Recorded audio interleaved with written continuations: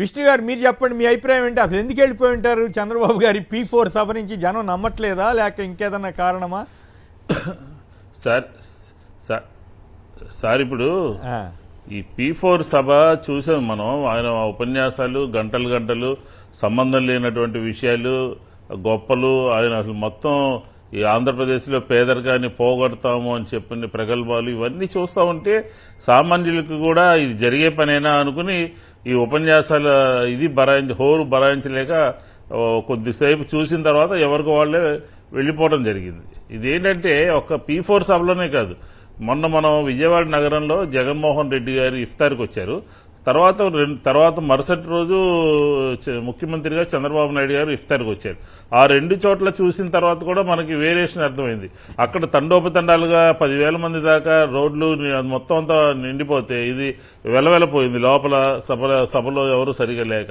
కాబట్టి తెలుగుదేశం పార్టీకి సంబంధించినటువంటి కార్యకర్తలైనా, ప్రజలైనా, పేద ప్రజలైనా, ఎక్కడి నుంచి అయినా సరే ఎవరైనా సరే గంటలు బరాయించేటటువంటి పరిస్థితి లేదు. అది కూడా ఆచరణాత్మకంగా లేదే అమలు జరిగేటటువంటి పరిస్థితి ఎక్కడ కూడా కనపట్టలేదు. ఏ మాట మాట్లాడినా కూడా దానికి ఒక నిబద్ధత కానీ, ఒక మాట్లాడినటువంటి మాట అమలు పరిచేటటువంటి కార్యక్రమం కానీ ఆంధ్రప్రదేశ్ ప్రజల్లో చంద్రబాబు నాయుడు గారి యొక్క ఫిలాసఫీ కానీ, చంద్రబాబు నాయుడు యొక్క ఐడియాలజీ కానీ, చంద్రబాబు నాయుడు గారు చెప్పినటువంటి కార్యక్రమాలకు కానీ విలువ అనేది లేదు అని చెప్పని P4 సభలో ప్రజలందరూ వెళ్లిపోవడం దాన్ని బట్టి మనకు అర్థమవుతోంది. ఎందుకని అసలు ఆయన జనాలు వెళ్ళిపోవటమే కాదు, ఆయన పరిపాలన గురించి కూడా ఆ పైన కూర్చోబెట్టి మాట్లాడినటువంటి కుటుంబం చెప్పింది.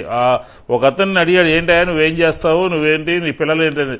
నా పిల్లల్లో 2 చదువుకోవాలి, ఒక కార్యక్రమం ఉందండి, ఒకళ్ళు డాక్టర్ చేయాలని ఉంది, ఒకళ్ళేమో డబ్బులు లేక వాళ్ళు త్యాగం చేసి ఇంకొకతను చదివించారని. అంటే వైద్య విద్య గురించి చెప్పకనే చెప్పారు, నీ ప్రభుత్వం తప్పు చేస్తుంది అని చెప్పినట్టుగా ఎత్తి చూపించడం జరిగిందనమాట.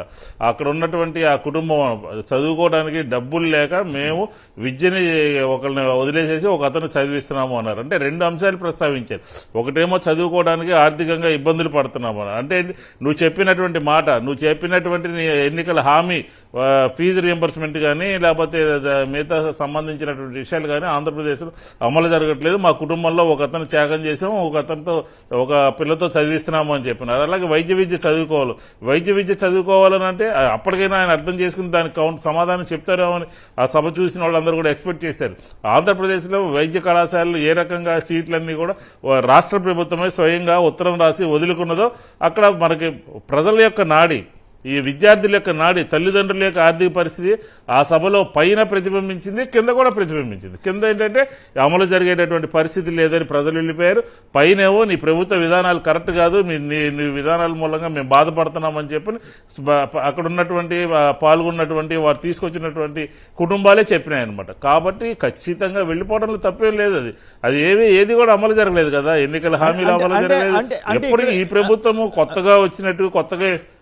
విష్ణు గారు, ఇక్కడ ఇంకొక ఇంట్రెస్టింగ్ వ్యాఖ్య ఏంటంటే, ఇప్పుడు ఇందాక ఒక ఆయన విజయకేసరి ఆయన పేదలు అవమానంగా ఫీల్ అయ్యారని అంటున్నారు. అంటే ఏదో దానం ఇస్తున్నారు వాళ్ళు, ఆ దానం తీసుకుని మీరు బతకండి అని చెప్పినట్టుగా ఒక రకంగా యాచకుల కింద మారుస్తున్నారనే విమర్శని కొంతమంది చేస్తున్నారు. వాళ్ళ ఉద్దేశం సదుద్దేశమే కావచ్చు దాతృత్వం అనేది, కానీ దాన్ని కూడా అఫీషియలైజ్ చేసి అదేదో వీళ్ళు తీసుకోవాల్సిన వాళ్ళు ఇచ్చేవాళ్ళన్నట్లుగా పిక్చరైజ్ చేయటం, ఇవన్నీ కూడా పనిగట్టుకుని చేయటం ద్వారా దానికి ఒక ఈ పేద కుటుంబాల ఆత్మగౌరవాన్ని దెబ్బతీసినట్లయిందా అన్నది ఆయన వ్యాఖ్య. మీరేమంటారు దాని మీద?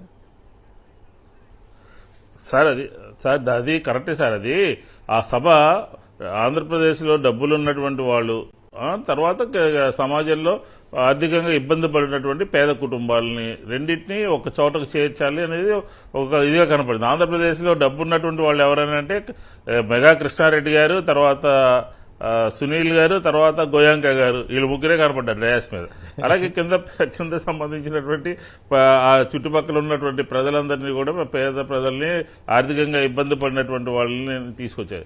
ఈ రకమైనటువంటి ఇప్పుడు ఈ కొన్ని సంస్థలు కానీ, కొంతమంది వ్యక్తులు కానీ వాళ్ళు సోషల్ రెస్పాన్సిబిలిటీ మూలంగా అందరినీ చదివిస్తారు, కొంత దానాలు చేస్తారు, కొంత ఇది చేస్తారు. అది ప్రభుత్వం చేయాల్సినటువంటి కార్యక్రమం అసలు కానే కాదు. అది ఎందుకు ఒక కొత్త ఆలోచన ఏంటంటే ప్రజల్ని మభ్యపెట్టడం కోసం, పేదరికాన్ని పోగొట్టడమే నా జయం అంటున్నాడు. ఏం పోయిందండి 10 నెలల్లో పేదరికం ఆంధ్రప్రదేశ్లో? మా హయాంలో, జగన్మోహన్ రెడ్డి గారి హయాంలో 12.6% ఉన్నటువంటి పేదరికం 6% తగ్గింది. ఆంధ్రప్రదేశ్లో మనీ సర్క్యులేషన్ అయింది, ప్రజల యొక్క స్థితిగతులు మెరుగుపడ్డాయి, అనేక విధాలుగా మెరుగుపడ్డాయి. కానీ ఇక్కడ అదేం లేదు కదా. 5 సంవత్సరాల్లో చూసినటువంటి ప్రభుత్వం వేరే ఆలోచన చేసుకుంటున్నారు. 5 సంవత్సరాలు ఎలా జరిగింది, ఈ 10 నెలల కాలం ఎలా జరిగింది అని చెప్పని దీంతో పాటు ప్రజలు కొంచెం అసహనంగా ఉండి వెళ్ళిపోతే వాళ్ళ గురించి గౌరవ ముఖ్యమంత్రి గారు మాట్లాడినటువంటి మాటలు ఏంటంటే ఎలా ఉన్నాయంటే అది మామూలుగా లేవు. వీళ్ళకి సహనం ఉంది, వాళ్ళకి సహనం లేదు, కొంతమంది తాత్కాలికమైనటువంటి ప్రయోజనాలు ఆశిస్తారు అని చెప్పని జనాల్ని తోలుకొస్తే, ఇష్టం లేకుండా తీసుకొస్తే ఈ రకంగానే ఉంటుంది. మీ కార్యక్రమాలు, మీ ప్రభుత్వం యొక్క విధానాలు ప్రజలకు నచ్చకపోతే ఈ రకంగానే ఉంటుంది. ఇంకొక పాయింట్ చెప్పండి, విజయబాబు గారి లైన్ సరైంది. ఇంకొక పాయింట్ చెప్పండి, సునీల్ గారు అంటే ఇంతకుముందు కాకినాడలో వైసీపీ తరఫున పోటీ చేసిన ఆయనే కదా, ఆయనేనా? అవునండి, నాకు అర్థం కాని విషయం, సంబంధించినటువంటి కాదు వైసీపీ వాళ్ళకి ఏం చెయ్యొద్దు, వైసీపీ వాళ్ళని దగ్గర రానివద్దు అని చెప్పిన ఆయన ఇప్పుడు మరి సునీల్ గారిని ఎట్లా దగ్గర తెచ్చుకున్నాడు? అంటే డబ్బున్న వాళ్ళు ఒక రకం కదా సార్, డబ్బున్న వాళ్ళు ఒక రకంగా ఏ వేదిక మీద ఆ రకంగా మాట్లాడతారు. ఏంటంటే డబ్బు ఉన్నటువంటి వాళ్ళని ఒక రకంగా చూస్తారు, కార్లు ఉన్నటువంటి వాళ్ళు ఒక రకంగా చూస్తారు, కార్యకర్తలకు నేను ఎక్కడ చూసాను కర్ర పట్టుకుని వెళ్తానన్నారు ఎవరు. ఇట్లాగే రకరకాలుగా ఉందన్నమాట. ఒకరి దగ్గర కారు ఉన్న వాళ్ళు కావాలంటారు, మిగతా వాళ్ళు ఎవరన్నా ఆడియో తీస్తే మేము కర్ర పట్టుకుని వెళ్తామని అంటారు. డబ్బు ఉన్నటువంటి వైసీపీలో మొన్నటిదాకా పార్లమెంట్కి పోటీ చేసినట్టు ఆయన, అలాగే వైసీపీ ప్రభుత్వంలో ఆ పరిశ్రమకి చేదోడు వాదోడుగా ఉండి ముఖ్యమంత్రి గారు దాన్ని ఒక మంచి ఉన్నత స్థితికి తీసుకెళ్లినటువంటి ఆయన మాత్రం డయాస్ మీద కూర్చోబెడతారు, ఎవరో ప్రశ్నించారు అనమాట. నిన్న వాళ్ళు ఒక కంపెనీతో గతంలో ఉన్నటువంటి వైసీపీకి సంబంధించినటువంటి రవీంద్ర రెడ్డి అని ఒక ఆయన వాళ్ళతో పాటు డెలిగేషన్తో వెళ్లారంట. ఆయన మా మీద వైఎస్ఆర్ కాంగ్రెస్ పార్టీకి సంబంధించిన ఆయన మా మీద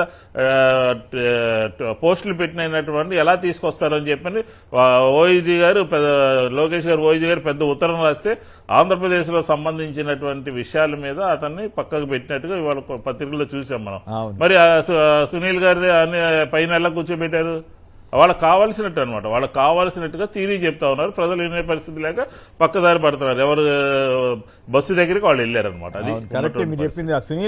సునీల్ గారు, అనిల్ గారు గ్రీన్ కో వస్తే గ్రీన్ కో అంట, లోకేష్ గారు గ్రీన్ కోని తీసుకొచ్చారంట అని ఎద్దేవా చేశారు.